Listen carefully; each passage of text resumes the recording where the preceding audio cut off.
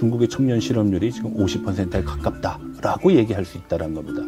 근데 이 청년 실업률이 앞서 말씀드렸던 것 같이 굉장히 중요한 의미를 갖는 것 중에 하나가 이미 자스민 혁명으로 증명된 체제에 대한 불만, 그리고 시위를 주도하는 주체 세력이기도 하지만 이러한 불만이 폭증하면서 사회의 불안감을 가중시키고 있다. 그리고 경제의 불확실성을 가중시키고 있다는 겁니다. 인구도 줄고 있지.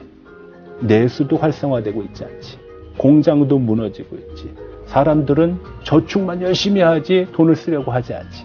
국제관계는 지금 서방과 중국의 어떤 우적, 적과 동지의 관계로 해석이 되다 보니까 거기에 대한 대가들을 중국 스스로가 치러야 되는 그런 상황이다 보니까 아마 올 하반기까지는 중국 정부가 시행할 수 있는 마땅한 부양책은 예, 중국 경제 상황이 생각보다 더 안 좋은 것 같습니다. 저희가 자료를 좀 봤는데요. 중국 특히 청년 실업률이 20%를 넘은 것 같고요. 보니까 또 뭐 다른 통계는 가만히 누워서 아무것도 하지 않는 탕핑족, 또 뭐 부모의 의존에 생활하는 캥거루족까지 포함하면 청년 실업률이 더 높다. 뭐 이런 보도도 있습니다. 네. 교수님 보시기에 뭐 이런 보도라면 사실상 절반 가까이가 실업률일 수도 있다. 네. 뭐 혹은 20%는 넘는다. 이런 얘기인 것 같은데 네. 현재 중국 경제 상황과 청년들의 실업률은 어떻게 보고 계세요? 지금 중국 경제를 얘기할 때 여러 가지 문제점으로 이제 설명이 가능한데요. 가장 첫 번째 얘기할 수 있는 거는 미중 간의 갈등이 첨예화되고 있다는 겁니다. 네. 과거에는 무역 전쟁으로 시작을 했는데 이것이 이제 기술 전쟁으로 발전하고 있고 더군다나 그 기술 전쟁의 그 과정 속에서 체제 전쟁의 요인들도 굉장히 많이 나타나고 있어요. 특히 러시아 우크라이나 전쟁 이후에 그러한 현상들이 아주 두드러지고 있는데요. 이런 상황 때문에 최근 들어서 중국이 당면한 문제들이 그다지 녹록지 않다라고 말씀드릴 수 있습니다. 우선 잘 아시다시피 뭐 국제 관계 시각에서 보게 되면은 중국에 대한 미국의 압박이 단순하게 미국 혼자 하는 것이 아니라 점점 연합의 형태를 띠고 있다는 것이 가장 심각한 문제라고 할 수 있겠습니다. 그래서 과거에는 트럼프 정부 때 중국과의 무역 전쟁을 했을 때는 미국의 일방적인 그런 어떤 전쟁 선포 그리고 정책의 추진으로 이제 설명이 된다 그러면은 지금은 단순하게 미국뿐만 아니라 영국 그리고 뉴질랜드, 호주와 같은 기존의 어떤 앵글로색슨족의 모임이었던 파이브 아이스에 대해 더해가지고선 아시아, 인도, 태평양 지역에서의 몇몇 주요 국가들이 동참하고 있다는 겁니다. 그러한 연합의 형태가 중국을 굉장히 어렵게 만들고 있다.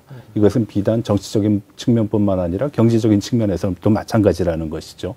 그래서 어떤 리오프닝의 상황에서도 경제가 그다지 활성화된다는 느낌을 못 받았다는 것이고요. 두 번째로 말씀드릴 수 있는 거는 코로나 팬데믹 상황에 대한 중국 정부의 뭐라 그럴까요? 좀 가벼운 해석이라 그럴까요? 이런 문제점들이 굉장히 크다라는 겁니다. 12월 7일 날 중국이 리오프닝을 했습니다. 작년에. 리오프닝을 했을 때 전격적으로 시행하면서 사전에 어떤 조치도 그리고 정책도 그리고 어떤 상황에 대한 설명도 없었기 때문에 굉장히 혼란스러운 상황이 한 달 반 정도 진행이 됩니다. 네. 그때 아마 기억을 하실지 모르시겠지만 많은 사람들이 코로나에 감염이 돼가지고선 뭐 이게 병원 시스템이 마비가 되는 것이 아니겠느냐 아니면 장례식장도 지금 본물이다. 네, 본물의 정도가 아니라 그랬어요. 이것도 붕괴되게 생겼다라는 그런 문제가 있었고 여기에 더해가지고선 백지혁명이라 그래가지고 젊은이들이 하얀 종이를 들고 나와서 정부의 정책에 대해 반감을 표시하는 그런 모습들이 나왔다라는 것이죠. 근데 중국 정부는 리오프닝을 일단 하게 되면은 국내외 여행을 풀면서 많은 사람들이 기존에 억눌려 있던 어떤 수요가 폭발하면서 보복 소비가 활성화될 것이다라고 아마 믿고 있었나 봅니다. 그리고 전격적으로 국내 여행과 해외 여행을 개방을 했는데 이 상황이 그저 그냥 한 달 정도 유지되는 걸로 끝났다라는 거예요. 그리고 굉장히 제한적인 지역에서만 그것이 일어났다라는 겁니다.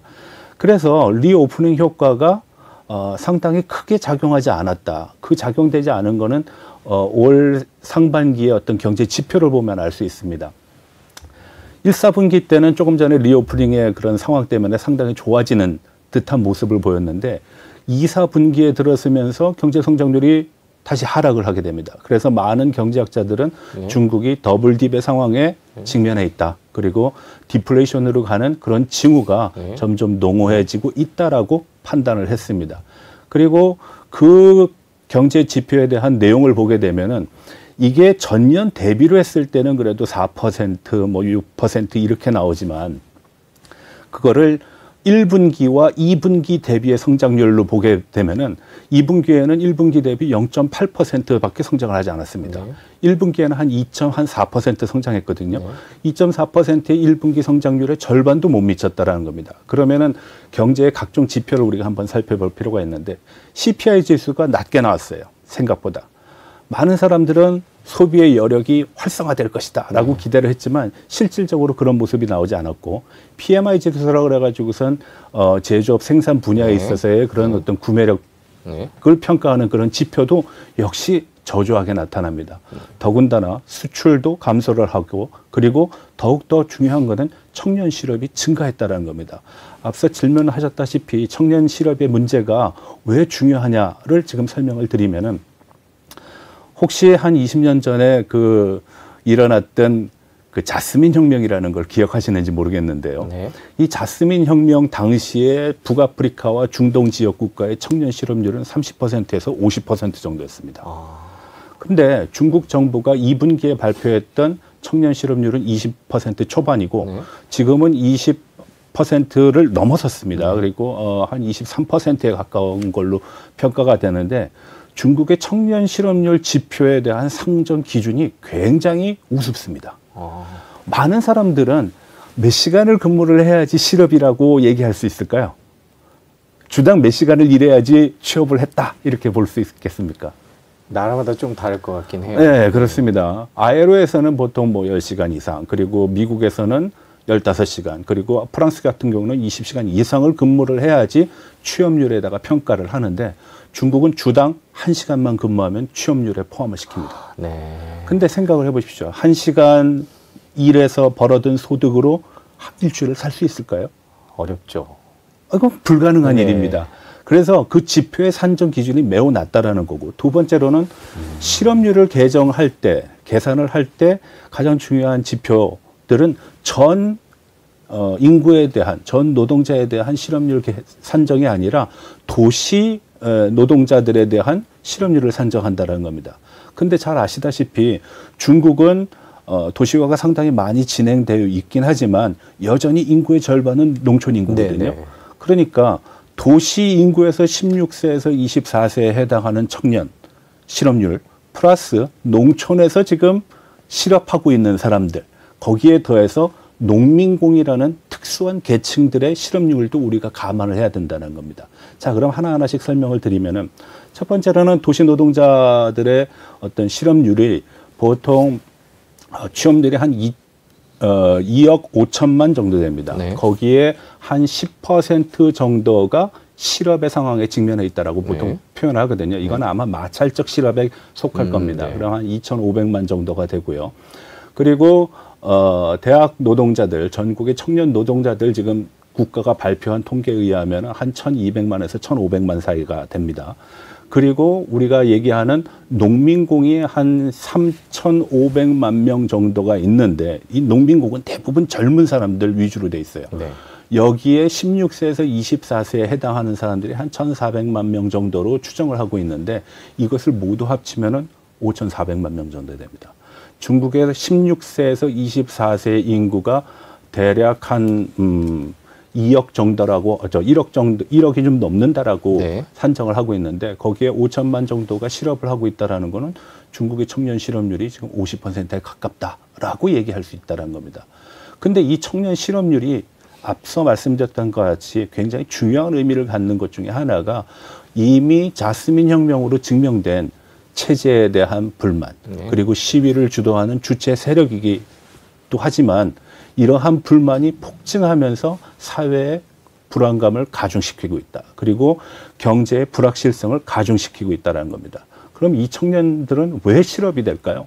그 실업은 아주 간단합니다. 개혁 개방 이후에 뭐 지식산업으로의 전환 과정이 있었습니다. 네네. 많은 사람들이 이제 대학을 가야지 밥벌이를 할 수 있다라고 생각을 하니까 자녀들에 대해서 대학 입시에 아주 주력을 하게 됩니다. 네. 잘 아시다시피 중국은 1967년서부터 76년 동안 문화대혁명을 했거든요. 모든 학교가 문을 닫았습니다.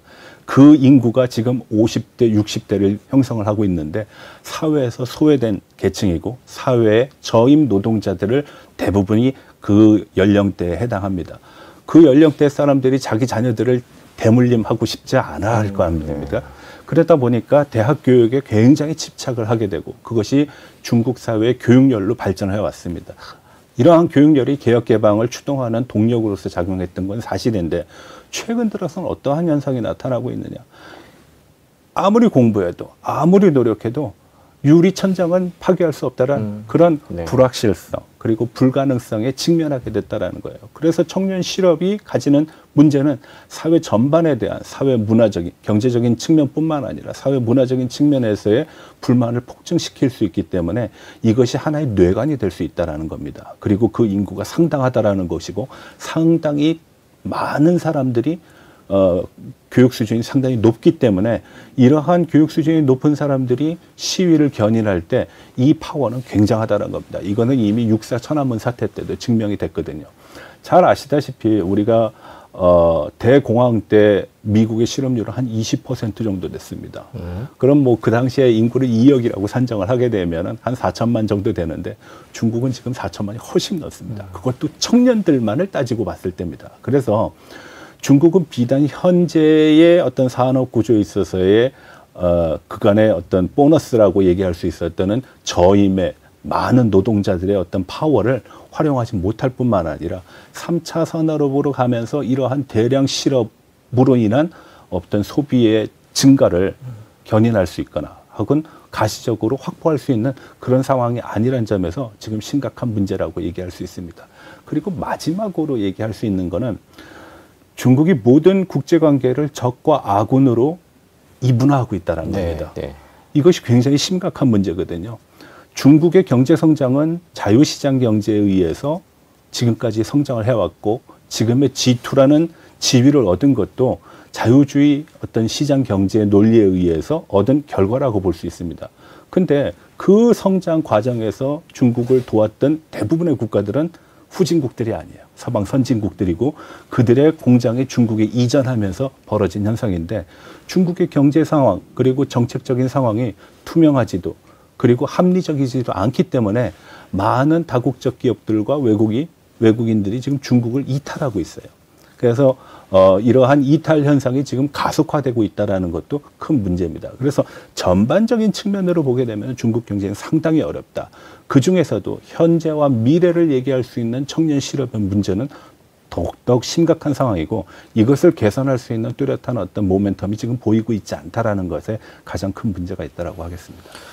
말씀해 주신 대로 청년층의 불만이 그렇게 많아지면 중국 체제가 어떻게 될까도 궁금한 것 같아요. 외부에서 볼 때는 그래도 사실상 뭐 권위주의 국가고 공산당 일당 체제고 그다음에 시진핑이 3연임을 한 상황이기 때문에 그런 목소리를 낼 수 있을까라는 게 그런 생각이 들기도 하고요. 반면에 이제 민주적인 선거로 당선되지 않았기 때문에 체제적인 정통성이 없어서 더 약할 수도 있을 것 같다 이런 생각도 들고요. 네. 어떻게 봐야 될까요? 맞는 말씀입니다. 불만은 가중되고 있다라고 볼 수 있습니다. 그리고 그러한 객관적인 지표들도 여러 군데서 나타나고 있고요. 그리고 코로나가 끝나고 난 다음에 중국의 시위가 급증하는 것도 이러한 현상을 방증하고 있습니다. 근데 가장 중요한 문제 중에 하나는 중국이 앞서 말씀하셨다시피 전제적인 그리고 독재적인 어떤 정치적 시스템을 갖고 있기 때문에 그러한 목소리가 활발하게 나타나고 있지 않다라는 겁니다. 네. 그러면서 나타난 현상이 두 가지로 나타나는데 하나는 불만이 계속 누적되고 있다는 겁니다. 또 한 가지는 우리가 일반적으로 얘기하는 칠링 이펙트라고 보통 얘기하거든요. 사회에 대해서 이제 포기하는 겁니다. 예, 더 주체적으로, 더 노력해서, 더 합리적으로 자기의 상황을 개선하려는 그런 의지가 지금 사회에 보이고 있지 않다는 겁니다. 그래서 조금 전에 말씀하셨던 캥거루주기라든지 네. 네이주엔, 탕핑과 같은 중국의 용어들이 지금 유행하고 있는데 약 10년 전까지만 해도 사불 청년이라는 용어가 유행을 했어요. 사불 사불이요? 청년은 네. 결혼도 하지 않고 연애도 하지 않고 집도 사지 않고 애도 낳지 않고 그러니까 네 가지를 안 한다라는 겁니다. 근데 지금은 이러한 치열한 경쟁 사회 속에서 내가 성장할 수 있는 가능성이 거의 없다. 등용문의 어떤 문은 열리고 나한테 열리지 네. 않는다라는 그런 네이젠이라는 시각이 만연했고요. 최근 들어서는 룬과 아니면은 뭐 다른 형태의 어떤 내용들이 지금 계속 나오고 있는데 그 중에 하나가 탕핑입니다. 자, 자포자기 한다는 겁니다. 대도 안 되는데 뭐 노력해서 뭐 해? 집에서 부모님한테 비비자 하는 그러한 탕핑족이 나옵니다. 탕핑의 원래 뜻은 그냥 들어 누워 있다라는 거거든요. 아무것도 안 한다는 겁니다. 마치 일본의 불황이 장기화되면서 나타난 사토리족이라 그러죠. 뭐 자각이라고도 보통 얘기하고 스스로 깨달음을 얻고 소비 활동 안 하는 거야. 그리고 최근 들어서는 어떤 현상이 나타나고 있느냐? 최근 들어서는 중국 젊은이들이 룬이라는 어떤 추세적인 단어가 아주 유행하고 있습니다. 룬이라는 단어는 영어의 런을 중국어 표기로 한 것인데 룬은 도망가다, 이민 간다. 이 나라에서 살고 싶지 않다는 겁니다. 한때 우리도 헬 조선이라는 표현이 있었는데 네. 이런 표현이라고 생각을 하시면 됩니다. 그리고 최근 들어서 조금씩 사회적인 어떤 이목을 받고 있는 것 중에 하나가 바로 묻지마 폭력입니다. 그 스트레스를 견디지 못하는 거예요. 그래서 내생적인 어떤 폭발이 외생적으로 나타나는 겁니다. 그래서 지금 중국에 보게 되면은 청년들이 지나가는 사람 때리고 그리고 불 지르고 뭐 여러 가지 사회적인 문제를 이야기합니다. 왜 그랬어? 이유 없습니다. 왜? 모든 일이 자기 뜻대로 되지 않기 때문에 나타나는 현상들이거든요. 그래서 우리가 일반적으로 중국 경제를 비관적으로 볼 때는 경제 지표만 단순하게 보면 안 된다. 왜? 경제라는 거는 사회 문화의 반영이거든요. 자본주의가 지금까지 발달할 수 있었던 거는 자유롭고 공평하고 그리고 민주적인 어떤 사회적인 분위기 속에서 발달한 것인데 중국은 경제적인 이익을 추구할 수 있는 시장 시스템을 받아들이면서도 억제와 압박 그리고 통제라는 것을 동시에 하고 있기 때문에 이것을 견디지 못하는 청년들이 지금 급증하고 있다는 겁니다. 그래서 실업의 문제를 봤을 때 중국 청년들의 불만은 굉장히 크다. 그리고 이것이 하나의 사회적인 병리 현상으로 지금 변모해가고 있고 확대 재생산되고 있다는 것이 지금의 중국의 현상이라고 보시면 되겠습니다. 중국 청년 실업률도 그렇고요. 또 거기다 더해서 생산 가능 인구가 줄었다는 얘기도 계속 나오고 있는데 네. 뭐 이런 측면에서만 본다 그러면 중국 경제에 대한 전망이 좋다 이렇게 말하기는 힘든 상황이겠네요. 그렇습니다. 뭐 우리가 여러 가지 학문적인 내용을 얘기했을 때 항상 변수는 존재합니다. 그런데 그 변수가 가장 작은 것 중에 하나가 인구학적인 해석이에요. 네. 중국의 인구가 점차 줄고 있습니다. 중국이 한때는 인구 대국이었죠. 이 인구 대국은 중국에게 상당한 부담을 줬습니다. 1950년대, 60년대 중국이 소련과의 대결, 미국과의 대결 구도에서 중국 지도부는 인구 많은 것이 힘이다라고 해석을 했거든요.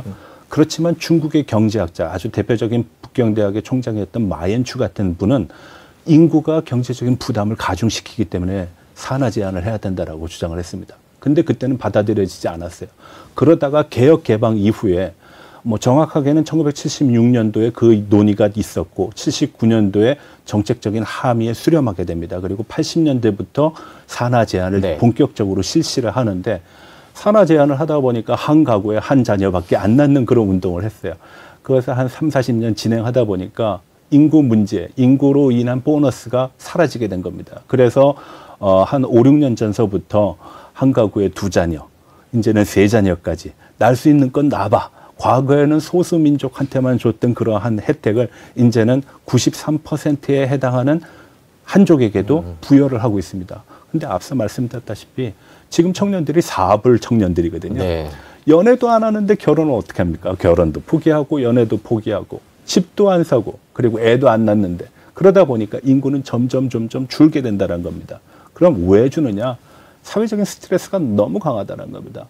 치열한 경쟁 사회가 지금 지속이 되고 있고 시진핑 정부가 등장하면서 14.5 기획 발표를 했는데 이 14호 기획의 주요한 내용 중에 하나는 3차 산업으로의 산업 구조의 전환입니다. 네. 그러니까 1차와 2차는 인구의 보너스를 활용한 노동 집약적인 것에 집중했다 그러면은 3차는 지식 집약적이고 그리고 과학 기술에 집약된 그런 산업 형태라고 네. 볼 수 있거든요. 그럼 사람들이 필요 없는 것입니다. 그러니까 인구 보너스를 활용한 저가의 물건들을 생산하는 기업들은 지금 중국을 당연히 떠날 수밖에 없어요. 그 대표적인 회사들이 빅테크 기업입니다. 아이러니하게도. 왜? 빅테크 기업들이 성장한 것은 보다 싼 물건을 소비자들한테 제공함으로써 성장을 했거든요. 네. 물론 그 매개 수단은 인터넷이라는 정보통신 분야이긴 했지만 근데 이러한 소비자들의 어떤 수요 속에서 그 후생의 만족도는 늘어났지만 결과적으로는 그것이 부메랑이 돼서 자기들한테 닥치게 된 겁니다. 그래서 여러분들이 뭐 단또또라든지 아니면은 뭐 알리바바라든지 하는 회사들이 점점 해외로 시각을 돌리고 있어요. 아주 대표적인 산업 중에 하나가 섬유 산업인데요. 섬유 산업의 이탈은 거의 30%에 가깝습니다. 코로나 기간 동안에만. 그러면 코로나 기간 동안에 어디로 이탈했는가? 중국보다 더 못한 나라로 간 거예요. 네. 베트남이라든지 캄보디아라든지 이런 나라로. 그래서 중국 내의 내수는 확장되지 않은 상태에서 계속 줄어드는 겁니다. 두 번째로 얘기할 수 있는 것은 인구가 가지고 있는 함정입니다. 앞서 말씀드렸다시피 중국은 경제 성장을 하면서 인구 보너스의 수혜를 가장 많이 받은 국가예요. 저렴한 대량의 노동자들이 양산되면서 중국 경제는 성장 가도를 구가할 수 있었습니다. 근데 이 중국이 지금 인구가 줄다 보니까 어떤 현상이 나타나냐? 임금이 올라가고 있어요. 그 올라가고 있는 것을 우리가 보통 경제학적으로 루이지안 리턴이라고 그러거든요. 과거 인구 많았을 때 어떤 혜택이 지금은 하나도 보이지 않고 오히려 임금의 증가는 있었지만 취업의 저하 그리고 산업 생산력의 어떤 왕성한 활동이 상당히 큰 그 어떤 벽에 직면하게 되는 그러한 현상들이 지금 중국에서 나타나고 있다는 겁니다. 그래서 중국의 실업률이 청년 실업률이 굉장히 큰 문제일 뿐더러 이것이 중국의 어떤 경제 성장에도 상당한 어떤 저해 요인으로 작용할 뿐만 아니라 임금 인상이라는 그런 효과도 갖고 왔다. 근데 그 임금 인상의 수혜를 받는 사람들은 극히 일부분에 지나지 않는다. 그리고 사회적, 문화적인 측면에서 더 이상 위로 상승할 수 없다라는 그런 좌절감이 만연하면서 중국 경제가 안고 있는 문제는 쉽지 않다는 겁니다. 그래서 중국 정부가 리오프닝 과정 속에서 상당한 기대감을 갖고 있었음에도 불구하고 실질적인 데이터는 거기에 부합하지 못하는 결과로 나타난 것은 지난 3년 동안 추진해왔던 제로 코로나 정책이 가져온 병폐가 지금 하나하나씩 나오고 있다는 겁니다. 제가 앞서 2번 출연을 했는데 아마 과거의 자료를 보시게 되면은 상당히 많은 분들은 상저하고를 말씀하셨을 겁니다. 근데 그때 저는 상저하고는 요원하다. 네. 왜? 이게 단순하게 뭐 몇 개월 안에 해결될 문제가 아니다. 일을 하고 싶어도 일자리가 없는 것이고 이 일자리는 낮은 임금을 원하는데 나는 낮은 임금으로서 취업하는 거는 내 자존심이 허락하지 않는다라는 그런 문화적인 배경. 이에 더해가지고선 중국 경제가 국내외적으로 상당한 큰 압박을 받고 있다는 것도 큰 문제로 작용하고 있기 때문에 중국 경제 쉽지 않다. 그리고 중국 정책의 당국자들도 이 문제를 해결하는데 실효적인 어떤 정책을 시행하기가 굉장히 힘들다라는 겁니다. 뭐 일단 몇 가지를 말씀드리면은 첫 번째가 코로나 상황에서 중국 정부가 코로나 방역에 쓴 비용입니다. 네. 중국 정부가 공개는 하고 있지 않습니다. 근데 대개 추정치를 보게 되면은 이건 대도시 집중입니다. 대도시 30개 성시의 코로나 방역을 위해서 쓴 전체 비용이 연간 중국의 재정에 거의 맞먹는 비용이 들었습니다. 네. 그럼 중국 재정은 부담이 계속 배로 가중된다는 것이죠. 이것이 한 2년 반 정도 지속이 됐다는 것이고요. 두 번째로는 과거에 풀어놨던 돈이 돌아오지 않는다는 겁니다. 보통 우리가 투자를 하거나 재정 정책을 활용할 때는 승수 효과를 기대를 하거든요. 네. 이게 뭐 몇 배로 더해서 돌아오고 이제 눈덩이처럼 불어서 올 거를 기대를 하는데 이게 밑 빠진 독에 물 붓는 것처럼 빠져나가고 들어오지 않는다라는 겁니다. 그 대표적인 사례를 한번 말씀드리겠습니다. 중국이 고속철도를 굉장히 많이 깔았어요. 심지어는 홍콩에서 티벳 라사까지 가는 고속철도가 있습니다. 근데 이 많은 고속철도 중에 유일하게 흑자를 보는 구간은 북경과 상하이를 연결하는 구간입니다. 나머지는 다 적자입니다. 그 적자를 보게 되면은 고속철도를 까는 데 집중하다 보니까 효율성을 전혀 감안하지 못했어요. 중국 경제가 좋을 때는 늘 부동산이 이끌었었는데요. 네, 부동산 위기설 헝다그룹이 또 얼마 전에 뉴스에 나오고 이러던데요. 지금 안 좋다고 말씀을 해주시고 계신데 부동산 문제까지 터지면 더 안 좋을 것 같아요. 어떻게 보고 계세요, 부동산은? 많은 부동산 업체들이 지금 상장 폐지의 상황에 직면해 있습니다. 그게 왜 그러냐면은 리오플링 과정에서 락다운을 하다 보니까 건물을 못 졌어요. 근데 종전의 어떤 관성에 의해서 중앙정부에서는 건물을 빨리 완성하라고 분양을 해라 라고 명령을 했습니다. 그래서 대략 작년 하반기서부터 부동산 그동안 공사가 이루어지지 않은 것에 대한 대규모 투자가 일어납니다. 기대감이 있었던 것이죠. 근데 막상 그렇게 하다 보니까 건물들은 완성이 됐는데 분양이 되지 않아요. 이 부동산이 왜 중국에서 중요하냐? 중국의 대부분 인민들의 소득 증가는요, 주식을 통해서 하는 게 아닙니다. 그렇다고 자기가 상품을 개발하거나 어떤 지식을 팔아가지고선 돈을 버는 것도 아닙니다. 그냥 요 건물 사놓고 기다리면은 다음날 배로 오르고 또 지나면 한 10배 오르고 대도시에 가서 사면은 더 많이 오르고 이러한 부동산에 대한 기대감, 일종의 거품이죠. 그런 기대감으로 했는데 거래가 없고 교류가 없고 미래에 대한 불확실성이 가중되고 정부는 도와주지 않고 봉쇄하고 통제만 하다 보니까 각자 도생하는 상황 속에서 자기 스스로의 어떤 생존을 유지하기 위해서는 그냥 모아놔야 되고 아껴야 되는 상황에 직면했습니다. 그러니까 중국 인민들의 어떤 부의 증식이라는 것은 이제 부동산에서도 주식에서도 산업 전반에 대한 갈피를 잡을 수가 없는 상황에 직면했다는 겁니다. 그러다 보니까 부동산은 과거와 같은 특효약의 어떤 성격을 지니지 못했습니다. 과거는 그래 일단 길 깔자, 일단 건물 짓자. 그래서 아주 빈번하게 나타난 것 중에 하나가 지방의 시정부, 성정부가요 이사를 자주 다닙니다. 예. 네, 여기다가 시청 짓고 한 10년 지나면 딴 데다가 짓습니다. 그럴 때 부자가 되는 사람들은 대부분 공산당원, 시정부 관계자들. 그 사람들의 소득이 올라가면은 모든 사람들은 그 사람들 따라갑니다. 그래서 부를 축적해 왔습니다. 근데 코로나 상황은 그걸 막은 거예요. 그러다 보니까 부동산이 지금 형편없습니다. 아마 제 생각에는 부동산은 중국 사람들한테는 커다란 뇌관이 될 겁니다. 그렇지만 외국인들한테는 그다지 큰 영향은 없을 겁니다. 왜냐하면 부동산이 중국 인민들의 소득 증대의 가장 중요한 핵심 재료이지만 이것이 대외적으로는 영향력이 투사되지 않는 부분이기 때문에 그렇습니다. 뭐 잘 아시겠지만 부동산에 대해서 지금까지 중국이 취해왔던 정책은 상당히 약발이 많이 먹혔는데 최근 들어서 그 약발이 점점 떨어지고 있고 리오프닝 과정에서는 거의 효과를 보고 있지 못하다. 그리고 그 과정 속에서 오히려 많은 부동산 업체들이 도산을 하거나 상장 폐지를 당하거나 파산하는 그런 경우가 많이 일어난다는 겁니다. 왜? 수요가 없기 때문에 그렇습니다. 그래서 중국 정부가 지속적으로 강조하고 있는 것이 수요 확대입니다. 내순환과 외순환이라는 쌍순환 전략 중에 국내 생산, 국내 소비 촉진이라는 내순환이 중요했는데 코로나는 이 내순환의 뿌리를 거의 다 갉아먹는 그런 현상으로 지금 작용했다는 겁니다. 중국 정부 시진핑 주석도 이런 상황을 알고 있을 텐데요. 뭔가 대책을 내놓을 거다라는 생각도 드는데요. 어떻게 네. 어느 쪽으로 움직일 거라고 전망하세요? 많은 중국 연구자들이 보는 자료 중에 하나가 정치국 그 경제 공작 회의의 자료입니다. 매년 4월, 7월, 10월, 12월 1년에 4번 정도 열리는데요. 보통 일반인들은 12월 자료만 봅니다. 왜냐하면 그 다음 연도의 경제 정책 방향을 가늠할 수 있기 때문에. 그런데 올해 4월 달에 개최됐던 4월 27일인가 28일로 기억하고 있는데 그 경제 공작 회의의 내용을 보게 되면은 내생적인 수요가 축소되고 있다. 그래서 경제 성장에 대한 어떤 정책 조치가 필요한 건 사실인데 마땅한 경제 정책을 찾기가 쉽지 않다라는 보고 내용이 있습니다.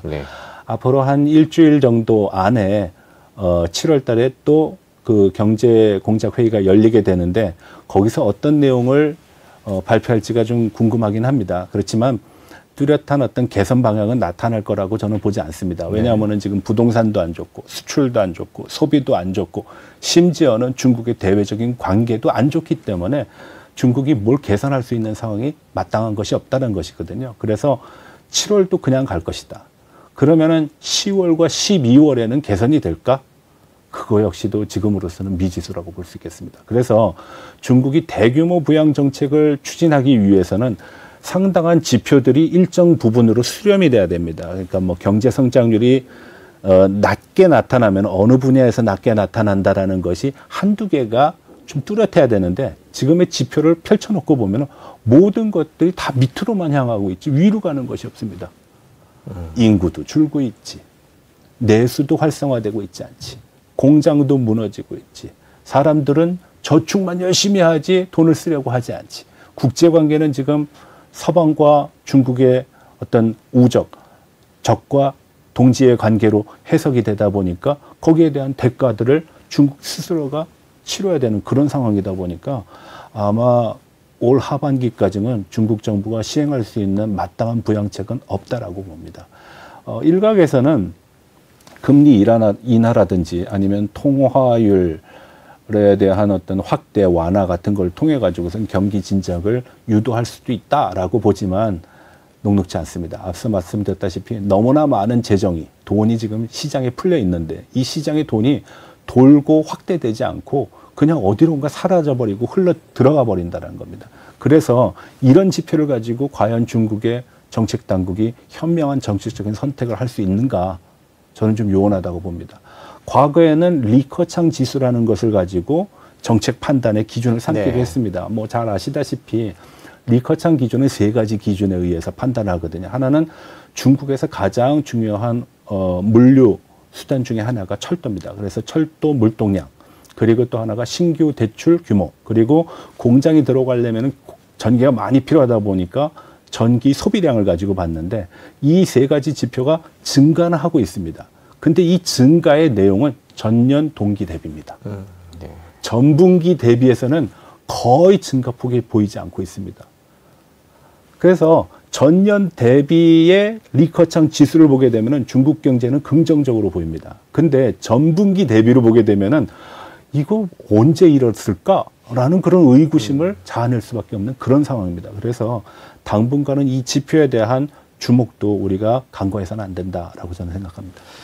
SBS 경제자유살롱은 SBS 뉴스 채널을 통해 서비스되고 있습니다. 구독, 좋아요 부탁드리겠습니다. 오늘 긴 얘기 여기까지 듣겠습니다. 다음에 또 뵙겠습니다. 감사합니다.